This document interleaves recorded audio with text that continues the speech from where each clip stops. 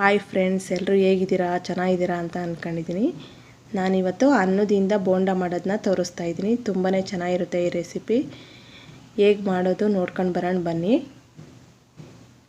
ನಾನು ಉಳಿದಿರೋ ಅಂಥ ಅನ್ನ ತಗೊಂಡಿದ್ದೀನಿ. ನೀವು ಯಾವ ಅಕ್ಕಿದು ಬೇಕಾದರೂ ಅನ್ನ ನೀವು ಯೂಸ್ ಮಾಡ್ಬೋದು. ಅಂಗಡಿ ಅಕ್ಕಿದಾಗಿರಲಿ, ಸೊಸೈಟಿ ಅಕ್ಕಿದಾಗಿರಲಿ, ಸೋನಾ ಮಸೂರಿ ಯಾವ್ದು ಬೇಕಾದರೂ ನೀವು ಯೂಸ್ ಮಾಡ್ಬೋದು. ಆಗ ಮಾಡಿ ಕೂಡ ಯೂಸ್ ಮಾಡ್ಬೋದು. ರಾತ್ರಿ ಮಿಕ್ಕಿರೋ ಅಂಥ ಕೂಡ ಅನ್ನ ಕೂಡ ಯೂಸ್ ಮಾಡ್ಬೋದು ನಾವು. ನೋಡಿ, ನಾನು ಅನ್ನ ಎಲ್ಲ ಜಾರ್ಗೆ ಹಾಕತ್ತಾ ಇದ್ದೀನಿ.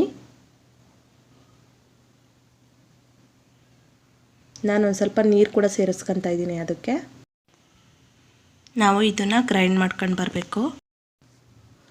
ಬನ್ನಿ, ಗ್ರೈಂಡ್ ಮಾಡ್ಕೊಂಬಂದಿದ್ದಾಯಿತು. ನೋಡಿ, ನಾವು ಗ್ರೈಂಡ್ ಮಾಡ್ಕೋಬೇಕಾದ್ರೆ ನೈಸಾಗಿ ಗ್ರೈಂಡ್ ಮಾಡ್ಕೋಬಾರ್ದು, ತರಿಯಾಗೇ ಇರಬೇಕು. ನೋಡಿ, ನಾನು ಈ ಥರ ಮಾಡ್ಕೊಂಡು ಬಂದಿದ್ದೀನಿ. ಒಂದು ಸ್ವಲ್ಪ ತರಿಯಾಗೇ ಇದೆ. ನಾನು ಇದನ್ನೆಲ್ಲ ಒಂದು ಬೌಲ್ಗೆ ಹಾಕ್ಕೊತಾ ಇದ್ದೀನಿ.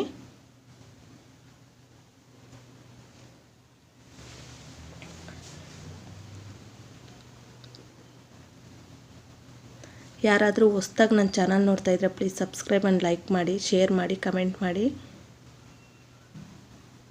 ನೋಡಿ, ನಾನು ಹಾಕೊಂಡಿದ್ದಾಯಿತು. ನಾನು ಇದಕ್ಕೆ ಒಂದು ದೊಡ್ಡ ಸೈಜ್ ಈರುಳ್ಳಿ ಕಟ್ ಮಾಡ್ಕೊಂಡಿದ್ದೆ ಸಣ್ಣದಾಗೆ, ಅದನ್ನು ಕೂಡ ಹಾಕ್ಕೊತಾ ಇದ್ದೀನಿ. ನೋಡಿ, ಸಣ್ಣದಾಗಿ ಕಟ್ ಮಾಡ್ಕೊಂಡಿರೋ ಅಂಥ ಈರುಳ್ಳಿ ಕೂಡ ನಾನು ಅದಕ್ಕೆ ಸೇರಿಸ್ತಾ ಇದ್ದೀನಿ.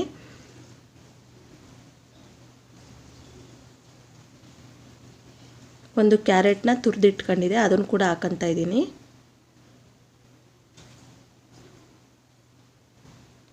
ಕೊತ್ತಂಬರಿ ಕಟ್ ಮಾಡ್ಕೊಂಡಿರೋಂಥದ್ದು ಅದನ್ನು ಕೂಡ ನಾನು ಸೇರಿಸ್ಕೊತಾ ಇದ್ದೀನಿ. ನೀವು ಸಬ್ಬಕ್ಕಿ ಸೊಪ್ಪು ಕೂಡ ಸೇರಿಸ್ಕೋಬೋದು.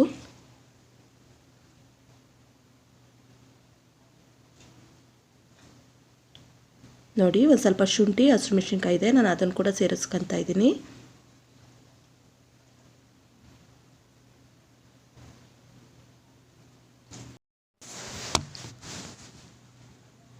ನೋಡಿ, ನಾನು ಅರ್ಧ ಬೌಲಷ್ಟು ಕಡಲೆ ಹಿಟ್ಟು ಕೂಡ ಹಾಕತ್ತಾ ಇದ್ದೀನಿ.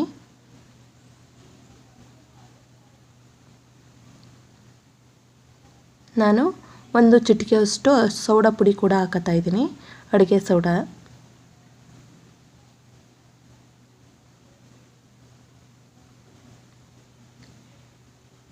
ನಾನು ಒಂದು ಸ್ಪೂನ್ ಖಾರದ ಪುಡಿ ಸೇರಿಸ್ತಾ ಇದ್ದೀನಿ. ಆವಾಗಲೇ ನಾನು ಹಸಿಮೆಣಸಿನ್ಕಾಯಿ ಕೂಡ ಸೇರಿಸಿದ್ದೆ, ಬೋಂಡ ಖಾರವಾಗಿದ್ದರೆ ಚೆನ್ನಾಗಿರುತ್ತೆ ಅಂತ ಹೇಳಿ. ಒಂದು ಸ್ಪೂನು ಖಾರದ ಪುಡಿ ಕೂಡ ನಾನು ಸೇರಿಸ್ತಾ ಇದ್ದೀನಿ.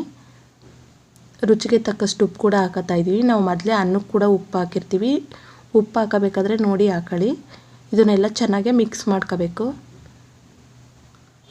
ಇದಕ್ಕೆ ನೀರು ಸೇರಿಸೋದು ಬೇಡ, ಮೊದಲೆಲ್ಲ ನೀಟಾಗೆ ಮಿಕ್ಸ್ ಮಾಡ್ಕೋಬೇಕು. ಏನಾರ ಗಟ್ಟಿ ಆದರೆ ಮಾತ್ರ ನೀರು ಸೇರಿಸ್ಕೊಳ್ಳಿ, ಇಲ್ಲಾಂದರೆ ನೀರೇನು ಸೇರಿಸೋದೇನು ಬೇಡ. ಏನಾರ ತೆಳ್ಳಗಾಯ್ತಂದರೆ ನೀವು ಮತ್ತೆ ಕಡಲೆ ಹಿಟ್ಟು ಕೂಡ ಸೇರಿಸ್ಕೋಬೋದು.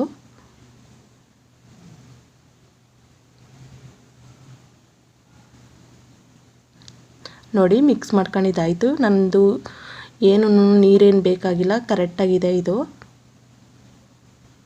ನಾನು ಒಂದು ಪ್ಲೇಟ್ ಮುಚ್ಚಿ ಸೈಡ್ಗೆ ಇಡ್ತಾಯಿದ್ದೀನಿ. ನಾನು ಒಂದು ಬಾಣಲಿಗೆ ಎಣ್ಣೆ ಹಾಕ್ಕೊಂಡು ಬಿಸಿ ಇಟ್ಕೊಂಡಿದ್ದೀನಿ. ನೋಡಿ, ನಾನು ಒಂದೊಂದಾಗೆ ಬಿಟ್ಕೊತಾ ಇದ್ದೀನಿ.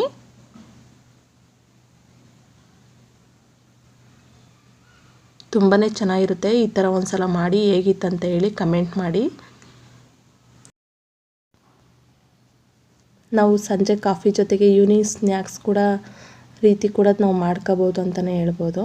ತುಂಬಾ ಟೇಸ್ಟಿಯಾಗಿರುತ್ತೆ. ಈ ಥರ ಒಂದು ಸಲ ಮಾಡ್ಕೊಳ್ಳಿ, ತುಂಬ ಚೆನ್ನಾಗಿರುತ್ತೆ ಅಂತಲೇ ಹೇಳ್ಬೋದು. ಬಾಯಲ್ಲಿಟ್ಟರೆ ಕರಗೋ ಥರನೇ ಇರುತ್ತೆ ಇದು.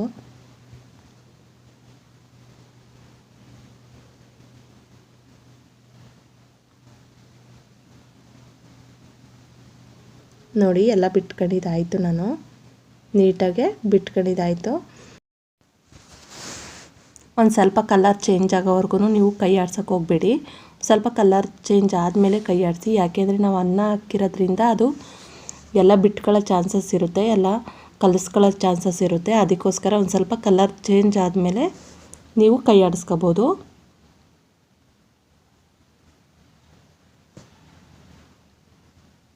ನೋಡಿ, ಎಲ್ಲ ಚೇಂಜ್ ಆಗಿದೆ. ನಾನು ತಿರುಗಿಸ್ಕೊತಾ ಇದ್ದೀನಿ ಒಂದು ಸಲ.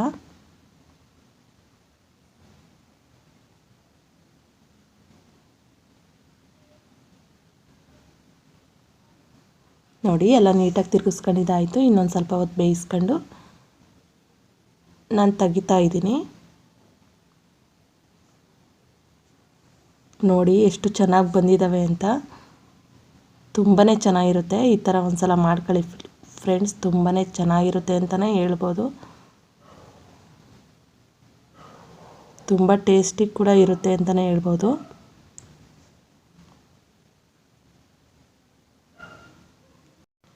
ನೋಡಿ ಫ್ರೆಂಡ್ಸ್, ಅಷ್ಟು ಅನ್ನದಿಂದ ಇಷ್ಟು ಬೋಂಡ ಆಗಿದೆ. ಎಷ್ಟು ಚೆನ್ನಾಗಿದೆ ಅಂತ ನೀವೇ ನೋಡ್ಬೋದು. ತುಂಬಾ ಚೆನ್ನಾಗಿರುತ್ತೆ ಅಂತಲೇ ಹೇಳ್ಬೋದು ಇದು. ಓಕೆ ಫ್ರೆಂಡ್ಸ್, ಓಕೆ ಬಾಯ್.